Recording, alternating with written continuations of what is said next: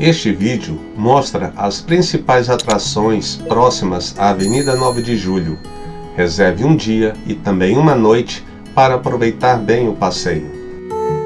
A Avenida 9 de Julho é uma das principais vias de tráfego na cidade de Buenos Aires, que atravessa a capital de norte a sul, da Plaza Constituição até a Avenida Libertador. Seu nome é uma homenagem feita a 9 de julho de 1816, o dia da independência da Argentina. Suas obras começaram em 20 de abril de 1936 e a inauguração ocorreu em 12 de outubro de 1937, com uma extensão total de 500 metros de pista. Porém, suas obras se estenderam por anos, sendo que a conclusão de toda sua extensão se deu em 1980. Os 140 metros de largura faz da Avenida 9 de Julho a mais larga do mundo. 4 bairros da capital argentina são atravessados por esta via em sua extensão, sendo eles Constituição, Montserrat, San Nicolás e Retiro.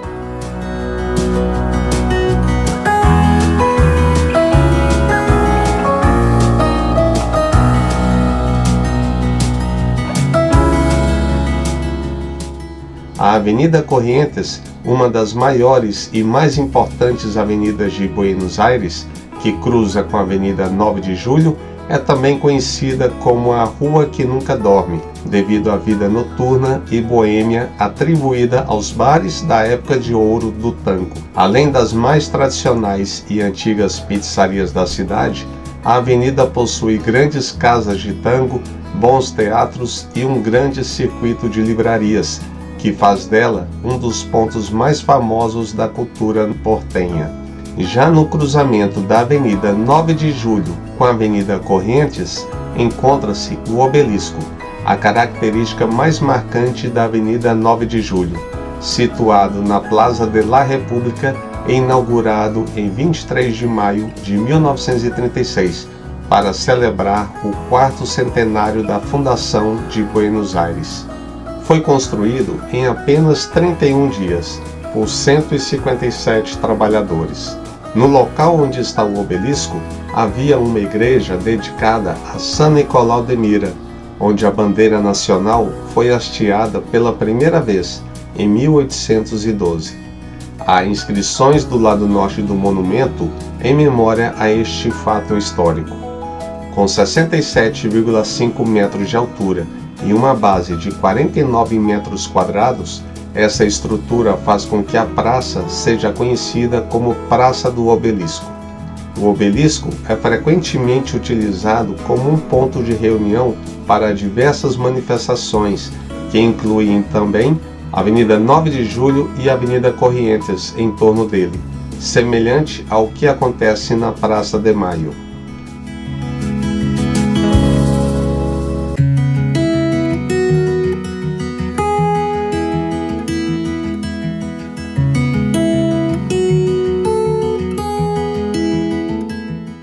Próximo ao obelisco encontra-se o Teatro de Colón, considerado um dos 5 melhores teatros do mundo, pelo tamanho, beleza e acústica característicos. Foi inaugurado em 25 de maio de 1908, com a ópera Aida, após 20 anos de obras. Em 1989, o Teatro Colón foi declarado Patrimônio Histórico Nacional e em 2006 foi fechado para a reforma, reabrindo apenas em 24 de maio de 2010. Além das apresentações frequentes, é possível fazer um tour pelo teatro com guia. Pagamos 3.800 pesos argentinos por pessoa, ou cerca de R$80.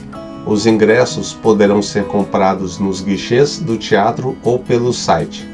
As visitações ocorrem todos os dias, das 11 horas às 16h45, com partidas a cada 15 minutos, exceto em 1º de maio, Natal e Réveillon.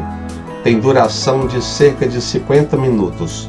O auditório do teatro é em forma de ferradura e possui 2.487 assentos, 1.000 lugares em pé e um palco com 20 metros de largura 15 metros de altura e 20 metros de profundidade.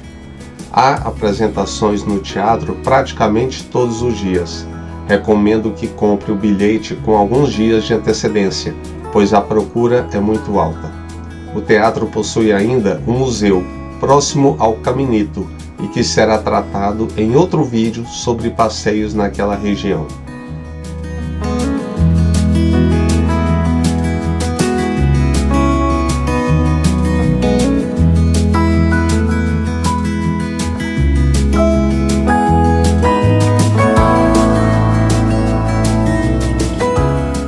Próximo ao Teatro de Colón, em frente à Praça Lavalle, está situado um dos edifícios emblemáticos da Argentina, o Palácio da Justiça, sede do Poder Judicial e da Suprema Corte de Justiça da Argentina, também conhecido como Palácio de Tribunales. Foi inaugurado, em parte, no ano de 1910 e sua conclusão ocorreu somente em 1942. Trata-se de um edifício de 7 andares de estilo neoclássico e influência greco-romana. É uma atração à parte conhecê-lo pela exuberância de sua arquitetura.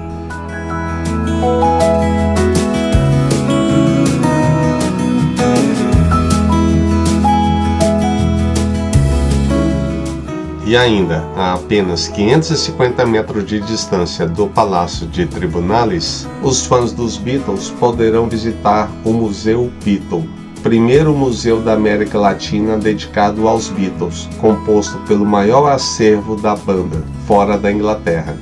A coleção, com cerca de 8.500 itens, pertence a Rodolfo Walkes, dos quais 2.500 peças estão expostas no museu.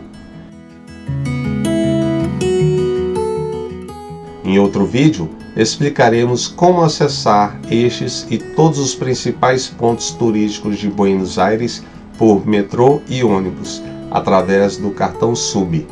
E concluímos assim mais um circuito de passeio pela cidade de Buenos Aires, com mais um vídeo preparado para você não perder nenhum ponto turístico da capital argentina. Deixe seu like, inscreva-se no canal e assista a todos os vídeos dos principais passeios da capital, além de dezenas de dicas que farão a diferença na playlist Buenos Aires. Compartilhe com todos suas dúvidas, críticas e elogios na caixa de comentários. E até o próximo vídeo.